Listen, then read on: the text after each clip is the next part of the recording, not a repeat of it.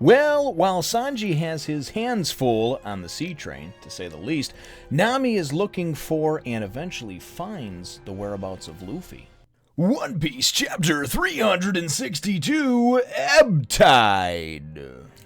Well, hello, my brothers and sisters of the Nerd Nation. I, as always, am Jim, here to bring you another review on the awesome and epic and Aqua Laguna-filled tale of One Piece. Now, our last chapter saw us with things finishing off. We found out Sanji actually had gotten aboard the train. That was embarking for. That was on its way to disembark. For Eni's lobby, and really at the end of it, he wound up going and just kind of busting in the back car after busting a guy in the face with one of his Koryeku.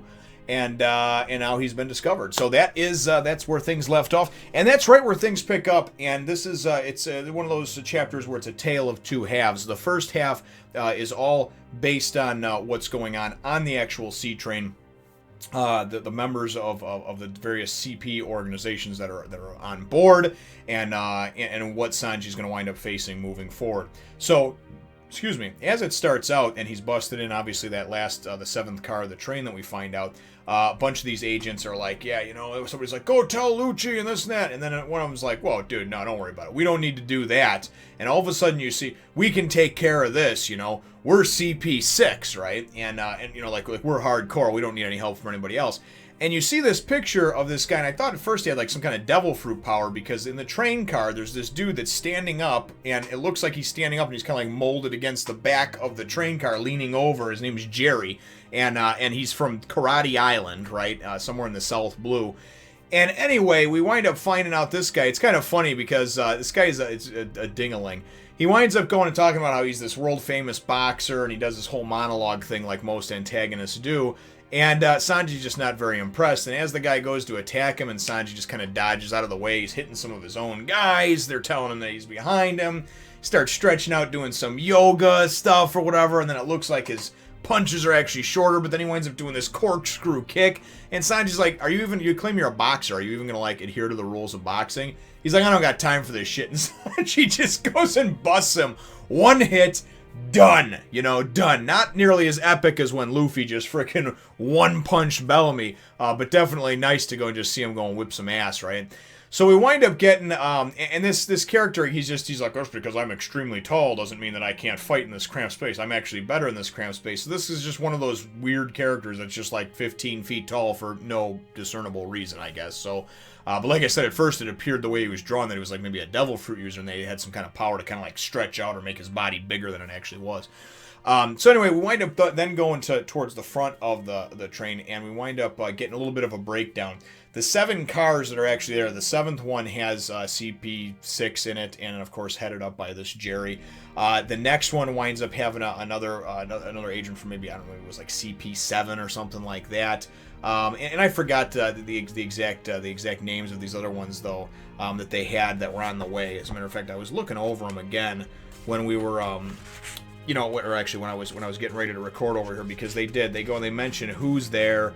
And here we go. They get stronger the farther up the train you go. That's what it was. So in the 6th car, the boxer from Cypher Pole number 6, Jerry, we know about him. And then, former Knight T-Bone. Yeah, he's a Navy headquarters captain and former Knight T-Bone. He's in charge of 40 Navy men, and that's in car 5.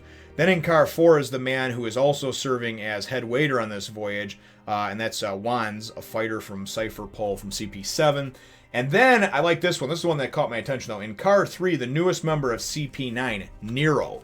I don't know if that name just sounds kind of cool. I don't know if he's going to be significant at all, but obviously he's one of the CP9 members. So, anyway, so the point is that it's almost like a video game for this, in the sense that if Sanji wants to wind up getting up closer to where Robin's actually being held, he's going to have to fight his way through these levels, so to speak, each train car being filled with more badasses, bigger badasses than the next. So, but it was kind of a cool breakdown to see that. So, the second half of the chapter, though, winds up going and taking us, back to Nami, And she's now, of course, she's trying to, now she's back headed up. She knows Sanji's on the train, right?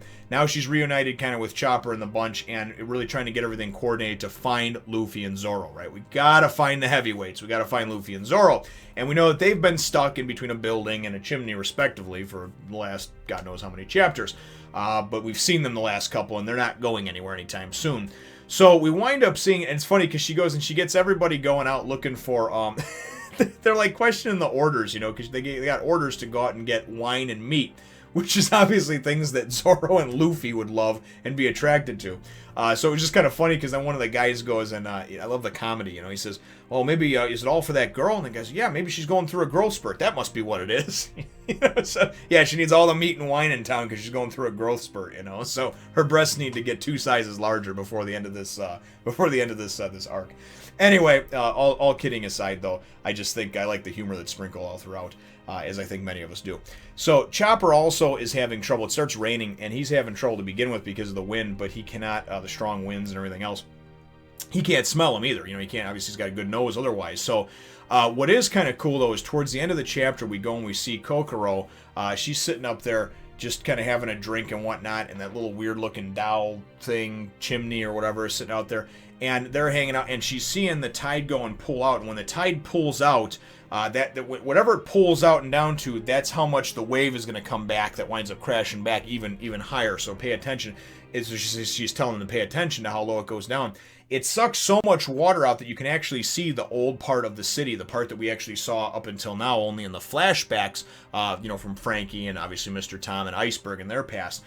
So as this all pulls out and whatnot, though, Chimney goes and spots something in between 2 buildings across over by these back alleys, right? And they're talking about how the tide, when it comes back in, this Aqua Laguna is going to hit. Anybody in the back alley is going to be dead, this and that. That's the whole preface to this, right? Nami winds up coming upon her, though, and then she's like, oh, hey, you, pirate girl? Oh, that is a pirate girl, right? Anyway, what winds up happening is Nami actually, Chimney points out to her, hey, look at that, and she goes and uses her eagle eyes and looks over and kind of zooms in a little bit, you know, focuses, and then she's like, oh, and she sees Luffy caught between the 2 buildings. So the chapter ends up with her going and running headfirst into danger.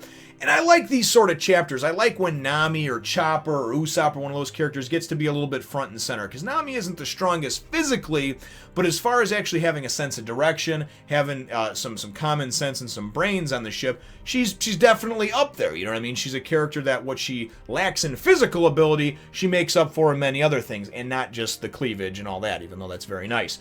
So, you know, that's why I like her character and Robin's character so much. Not just because they look good in a low-cut top, you know what I mean, or a bikini or whatever that shit is. So that stuff doesn't, you know, I joke around about it, but it doesn't make any difference, doesn't sway my decision one way or the other. So, very cool chapter, though, but as she's going and running off, you know, Kokoro's like, what, you got some kind of death wish, girl? Because obviously we know she's running towards the back alleys, that's what, you know, is said, and then it was all prefaced a couple pages ago about, like, anybody who's caught knows when the tide comes back in Aqua Laguna, it's just going to be fucking killed, you know?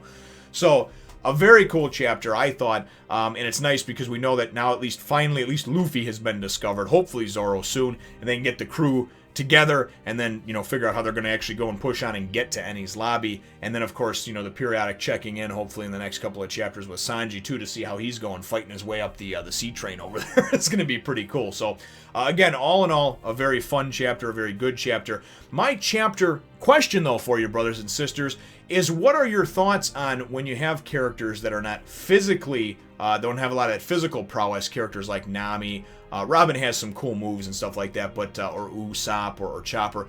What are your thoughts about when they kind of get a chance to shine and be front and center and really kind of get to really be almost the main character for a few chapters and really kind of go and take the reins on a specific mission or a specific task that they're doing, you know? Let me know what your thoughts are on that, obviously in this particular one being with Nami, in the comments down below. Feel free to hit the thumbs up, the like button if you should think that I deserve it, and subscribe if you haven't done so already. We will look forward to catching all of you in the next Fun Nation. Remember to follow me on my other channel and Twitter, Facebook, and Instagram too.